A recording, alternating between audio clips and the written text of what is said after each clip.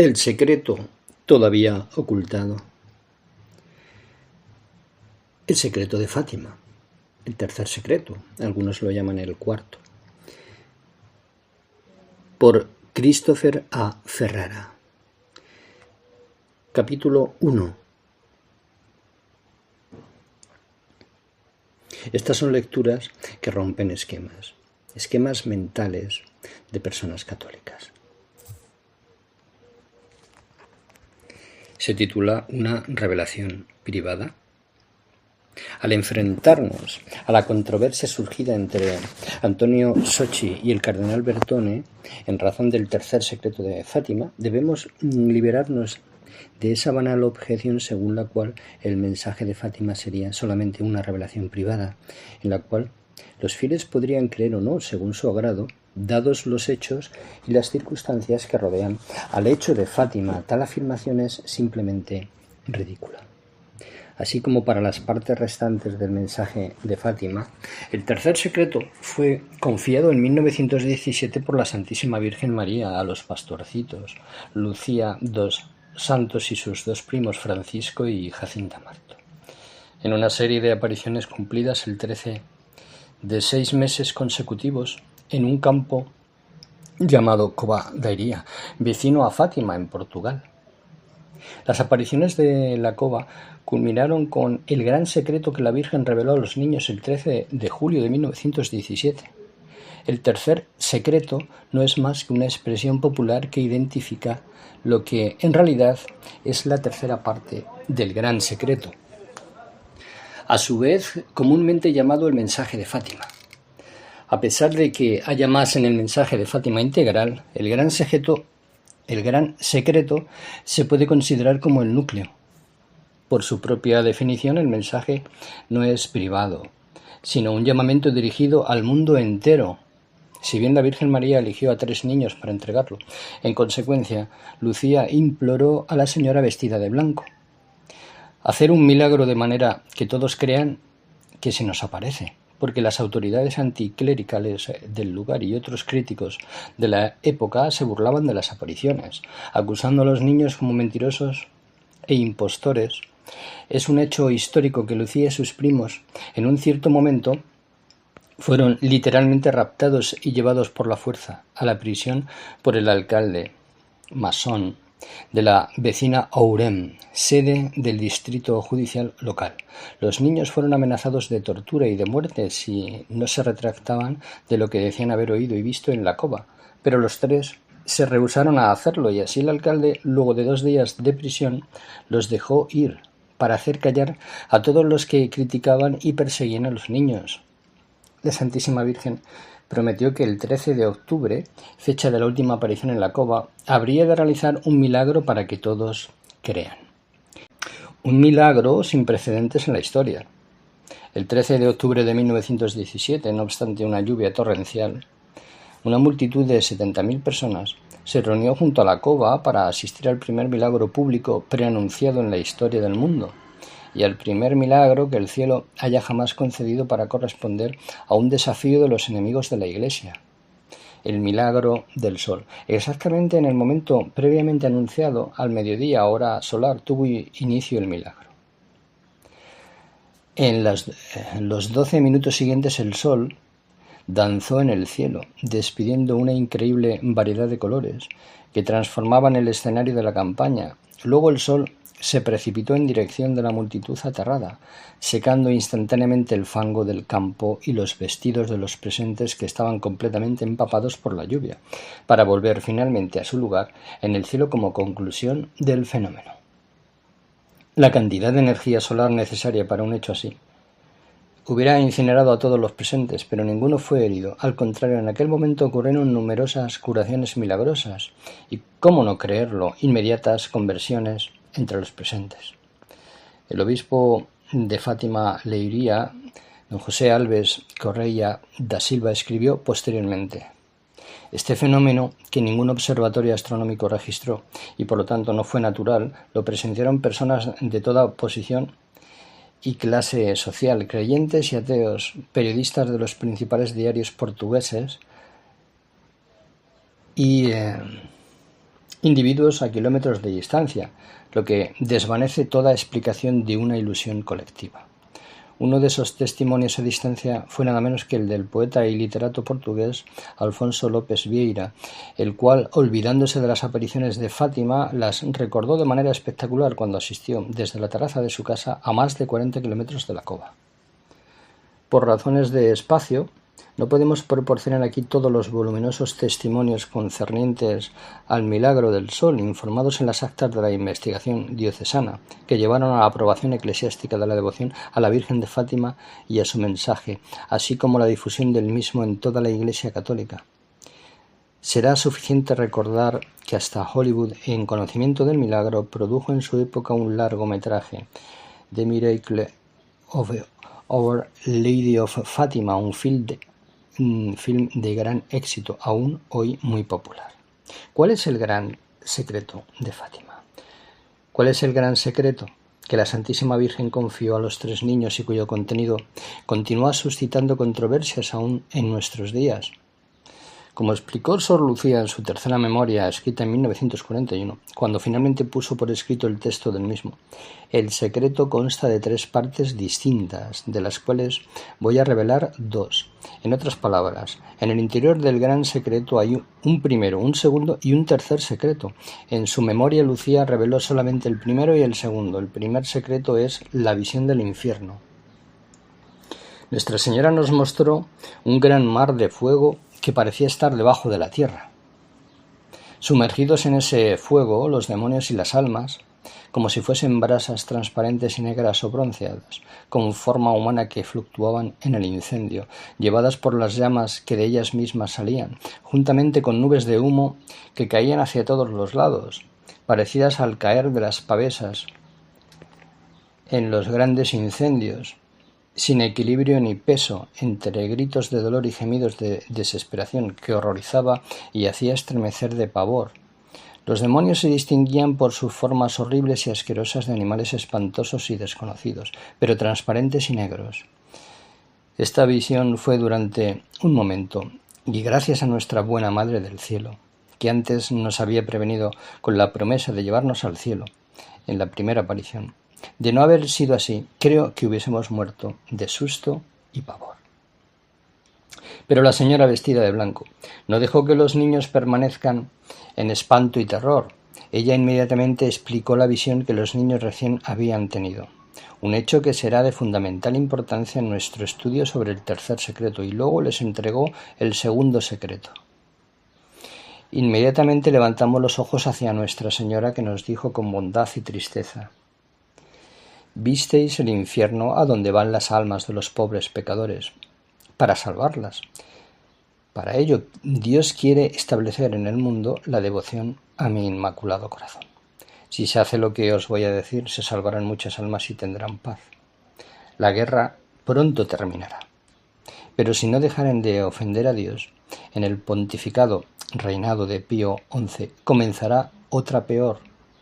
Cuando veáis una noche iluminada por una luz desconocida, sabed que es la gran señal que Dios os da de que va a castigar al mundo por sus crímenes, por medio de la guerra, del hambre y de las persecuciones a la Iglesia y al Santo Padre. Para impedirla, vendré a pedir la consagración de Rusia a mi Inmaculado Corazón y a la comunión reparadora de los primeros sábados. Si se atienden mis deseos, Rusia se convertirá y habrá paz. Si no, esparcirá sus errores por el mundo, promoviendo guerras y persecuciones a la Iglesia. Los buenos serán martirizados y el Santo Padre tendrá mucho que sufrir. Varias naciones serán aniquiladas. Por fin, mi Inmaculado Corazón triunfará. El Santo Padre me consagrará a Rusia, que se convertirá y será concedido al mundo algún tiempo de paz». El contenido de las primeras 2 partes del mensaje, encerrado en tan pocas palabras, es sorprendente por su amplitud, por su riqueza teológica y por las implicancias que tiene para la Iglesia y el mundo entero. Innumerables almas serán perdidas por la eternidad. El mundo será castigado por medio de la guerra, hambres y persecuciones contra la Iglesia y el Papa. Sin embargo, estas calamidades podrán ser evitadas estableciendo en el mundo la devoción al Inmaculado Corazón, por medio de la comunión de reparación en los primeros sábados, entre otras cosas, y cumpliendo la consagración de Rusia al mismo Inmaculado Corazón. Y después de todo esto, nada menos que un terrible ultimátum del cielo. Si se atienden mis deseos, Rusia se convertirá y habrá paz. Si no, esparcirá sus errores por el mundo, promoviendo guerras y persecuciones a la Iglesia. Los buenos serán martirizados y el Santo Padre tendrá mucho que sufrir. Varias naciones serán aniquiladas.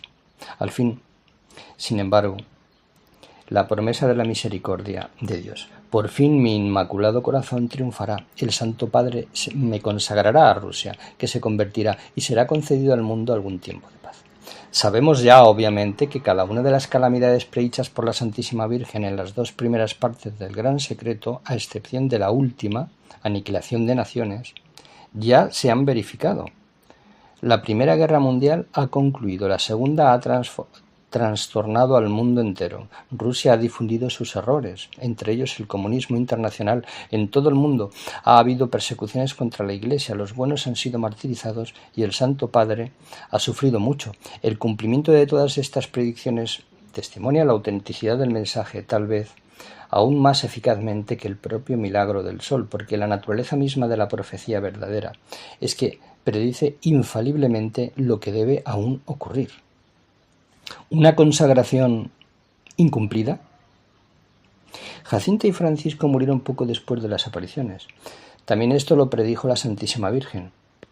Mucho antes que ella, como lo prometió en Fátima, volviese a Lucía para pedir la devoción de los primeros sábados, 1925, y la consagración de Rusia, 1929, en tanto que una discusión detallada de estos elementos del mensaje de Fátima está fuera del alcance de este libro.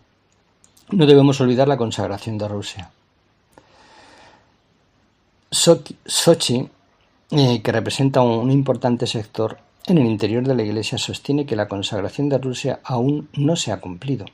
A pesar de la pretensión de que haya sido efectuada a través de la consagración del mundo de 1982 y 1984, durante las cuales cualquier mención de la palabra Rusia fue deliberadamente omitida, para evitar ofender a los rusos ortodoxos. Contradiciendo esta afirmación, Juan Pablo II mismo afirmó dos veces, el 25 de marzo de 1984, después de realizar la consagración del mundo, que la Santísima Virgen estaba todavía esperando la consagración de Rusia, pero que él había hecho todo lo que había podido, según nuestras pobres posibilidades humanas y en la medida de nuestra humana debilidad. Como hace notar Sochi, es precisamente esta falta de objeto específico, Rusia, uno de los motivos por los cuales Sor Lucía ha repetido 1000 veces que no fue dada respuesta al pedido de la Virgen. Antes y después de las ceremonias de 1982 y 1984, Sor Lucía insistía en que la Santísima Virgen no había pedido otra cosa que la consagración pública y explícita de Rusia del Papa y los obispos, y que en consecuencia una consagración del mundo no pudo haber satisfecho su pedido.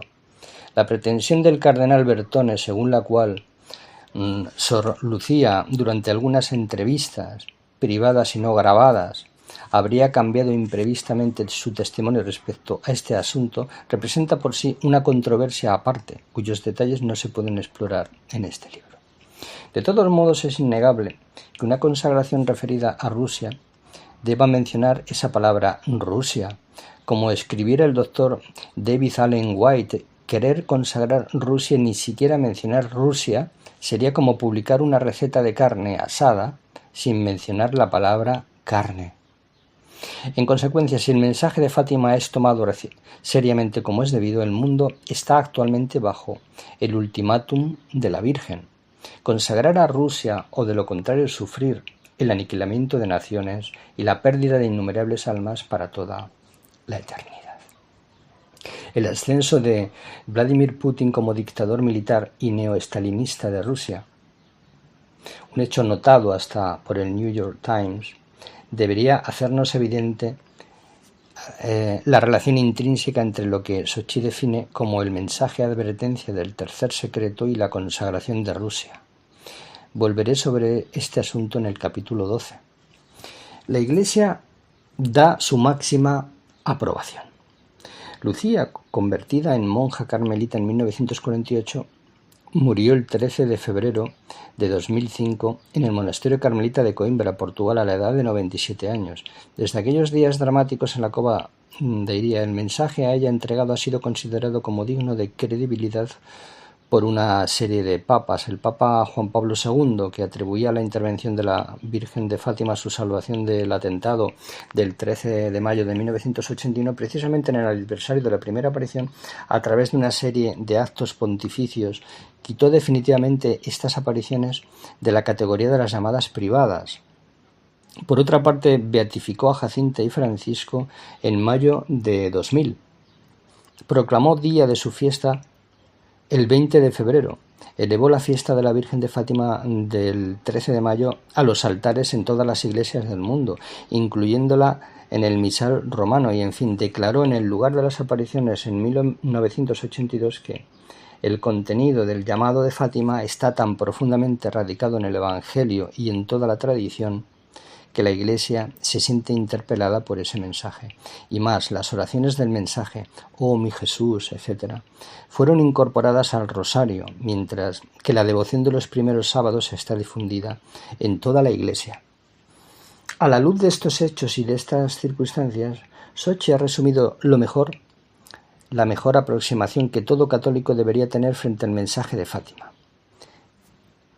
El evento de Fátima ha recibido de parte de la Iglesia, en general siempre muy cautelosa ante los fenómenos sobrenaturales, un reconocimiento que no tiene igual en la historia cristiana. Es verdaderamente imposible, después de todo esto, continuar hablando de una revelación privada y relativizar su mensaje. No es solamente imposible, sino también del todo irracional rechazar el mensaje de Fátima y el tercer secreto en particular, como una revelación privada. Cualquier católico razonable y aún un no católico inclinado a creer en fenómenos sobrenaturales no puede sino concordar que el mensaje de Fátima pertenece a una categoría totalmente singular. Los límites de nuestro libro no nos permiten realizar un análisis del mensaje de Fátima en su integridad. Todo aquello que apenas he consignado deberá ser suficiente para comprender el contexto, ya que debemos concentrarnos sobre el elemento fundamental de este trabajo, la sensacional acusación de Sochi contra el encubrimiento del tercer secreto por parte del Vaticano.